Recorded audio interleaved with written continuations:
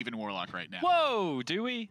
Yeah, we yeah. kind of do. Yeah. And I love Even Warlock, and I hate it right now. Wow.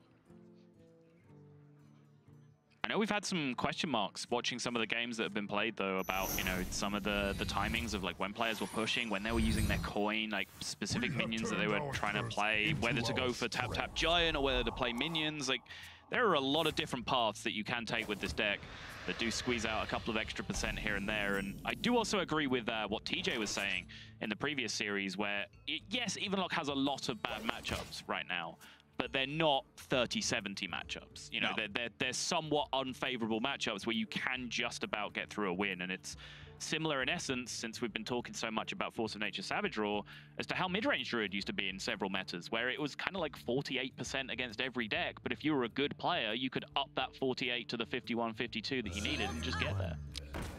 Yeah. That's exactly how it was. It was an okay deck. Yeah. And when you were looking for a third deck that just didn't get obliterated by the top two decks, you're like, ah, okay sounds pretty good. It's an okay deck. I'll give it that. But your quote last week of Even Warlock, the deck's so bad, even itself beats it. That was your quote. Was that my quote? I quoted you saying it. I don't even remember. You didn't say it. Like, oh, yeah. You made up me saying. Yeah. I said something to that degree. Right. And God, I hate Even Warlock right now. I just adapted something you said into a better soundbite. That's what I do. Well, you know, we talked about this last week, We sure did, yeah. It's a good thing they pay me to talk. This matchup, though, I feel like it's really tough for Gallon to grab a foothold and keep it for too long. I feel like almost everything that the Death Rattle / Cube Paladin is doing is in some way leading to a bigger turn than what Gallon is capable of.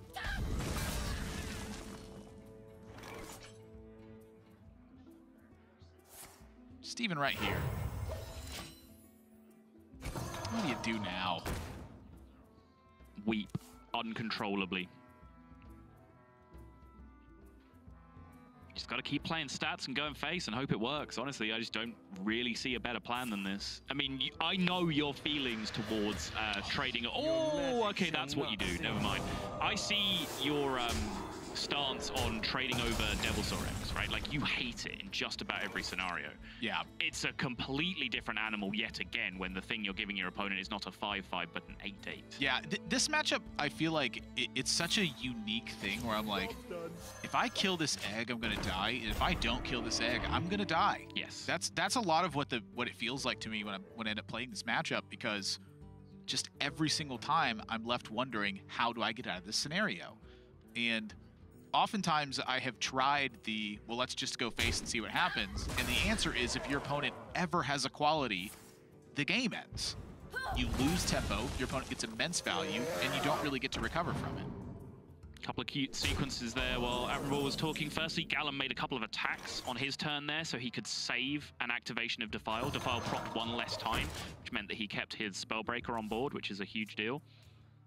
And also on the previous turn, you saw even after he silenced the egg, he continued to trade over it and take it off the board. And that was just a consideration of Purple having Carnivorous Cube in hand, because Gallon saw that Purple coined the egg on the previous turn, which is usually a big signifier of Cube coming down. So he just did not want that Cube target to be hanging around on the board. And 2 for 2!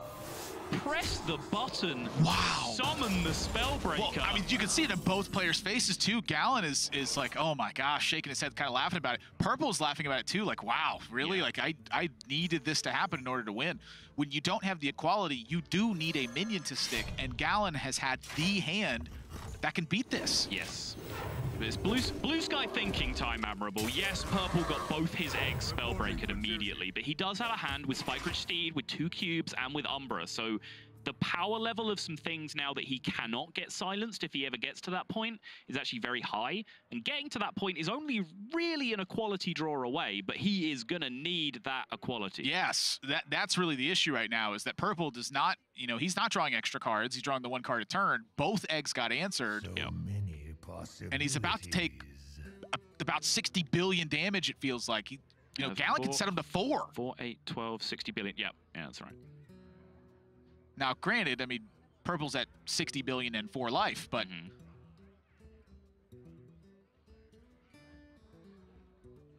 And any way you slice this, Gallon has a massive advantage right now. You know, Purple's got a 2 and 15, I think, to stay in this game. Does anything ever trade over this 1-1? I'm struggling to see a real reason for it. There's 8 mana available for Purple anyway, so he has a guaranteed Spike Ridge Steed target on the following turn. The reason would be to occupy that 2 mana. And Equality gets drawn! Okay.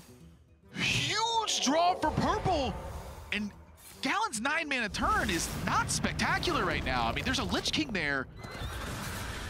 But I think Gallon can, I'm sorry, I think Purple can actually get out of this situation now. Oh, and if Gallon had gone face! Yep. The second Hellfire drawn! Yep. I was really struggling to see the reason to kill that 1-1. Choking 2 mana is all well and good, but what were they going to do with that 2 mana anyway? It's not really a deck packed with 2 drops. Oh! Equality number 2. Now that extra 1-1 on board is huge for Purple.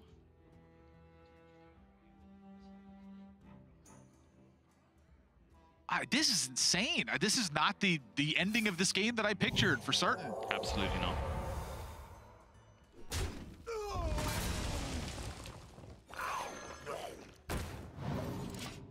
Cube pressed the button, and now Spike Ridge Steed, Umbra, and Cube, Shivala, Uther. There's a real chance that Purple can get past this Gul'dan and the push in general from Gallon.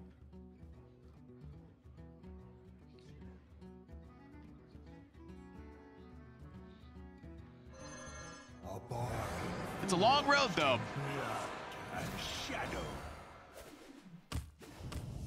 But you may notice this is not a particularly juiced Gul'dan. Very mediocre push coming out of the Gul'dan. Gallon only himself got down to 16 as well, which is pretty much the nightmare number for Evenlock, because he now has these Hooked Reavers stranded as 4/4s probably for most of the game now. Health total only going to be going up from this point.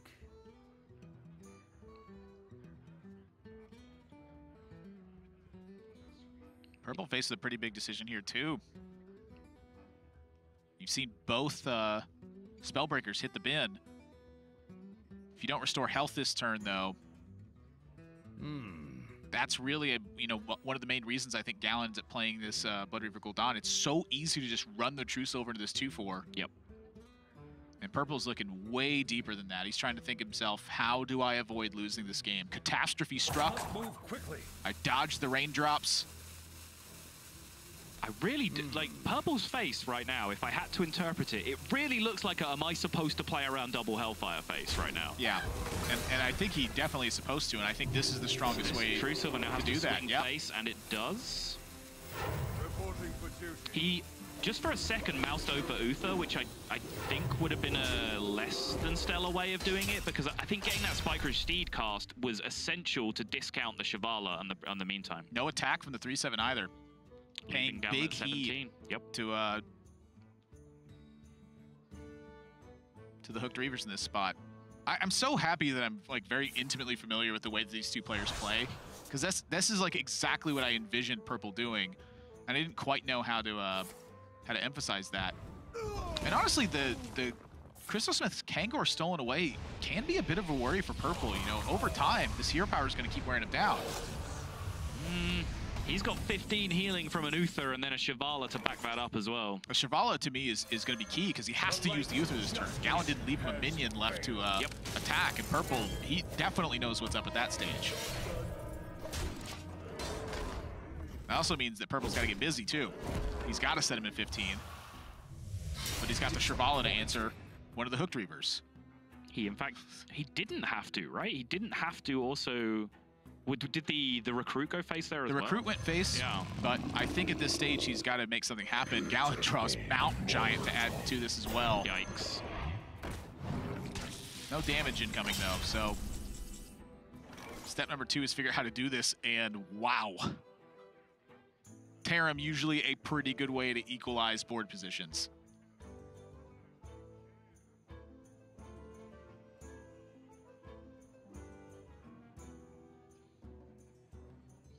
Lots of considerations here for Purple about the timing of this Shivala in particular, because if he does continue to discount it, he can get a full heal with the Spirit Singer Umbra Carnivorous Cube combination at basically any point he wants it, but that still involves drawing spells, getting the Shivala down cheaper. There is a board state that needs answering right now, but as you mentioned, Sunkeeper Tyrant does that just fine. Yes, it does. Pretty substantial turn. The Wild Pyromancer here pretty darn threatening too. If Gallon manages to get through this board state, the Wild Pyromancer can, just start hammering away, and at every single step turns spells into just that extra damage you need to keep picking off your opponent's minions. Now Gallon's on the receiving end of what this feels like. Blood Reaver Gul'dan is a heck of a card in the late game, but it does not always get the job done. My hunger grows.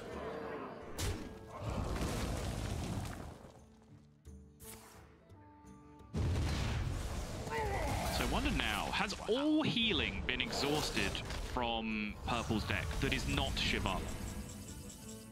Nope.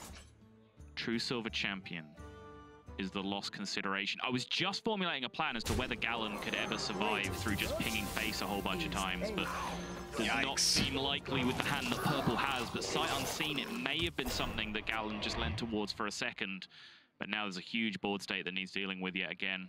And there are 2 more 3/7 taunts yet to come out of this cube. If you try to pressure through the plan, I like the plan that Gallon came up with here, but this got massively punished. Purple holding on to cube and holding on to Spirit Singer Umbra recognizes, you know what? 2 more 3/7s is way good enough with these 2 minions. Saw Gallon use one of the Hellfires, so not worried about his cube dying to, a pair of Hellfires or what have you. The Terrams are outside of that range. I think Purple's turned this corner completely. The light bends to my will. Ah yes, Kangor Spellstone Suck. That common Warlock interaction. But now by having to play that minion, Purple can now heal out of range with Shivala at any point he wants. I suggest that point might be fairly soon, but he still has a couple of turns to get cooking here. He knows that the burst damage is just down to 1 Hellfire and 1 Hero Power. That's all that's coming out. But it's just too good a turn. Just load up the board. It's also just so much damage. I mean, look at what's happening here. Yeah, just looking at Gallon's reaction, I think he was trying to play this long game where he tried to mitigate damage while pushing through hero powers to stop Shivala being a big threat. Only 7 cards remain in Purple's deck, so he's very likely to have Shivala, as well, of course, it being the far left card that Gallon could have potentially had a read on. But that turn where he just had to heal, he had to do something defensive with the Crystal Smith Kangor. You could see the look on his face. That was the turn where I think he finally just gave up on his last win condition in the matchup.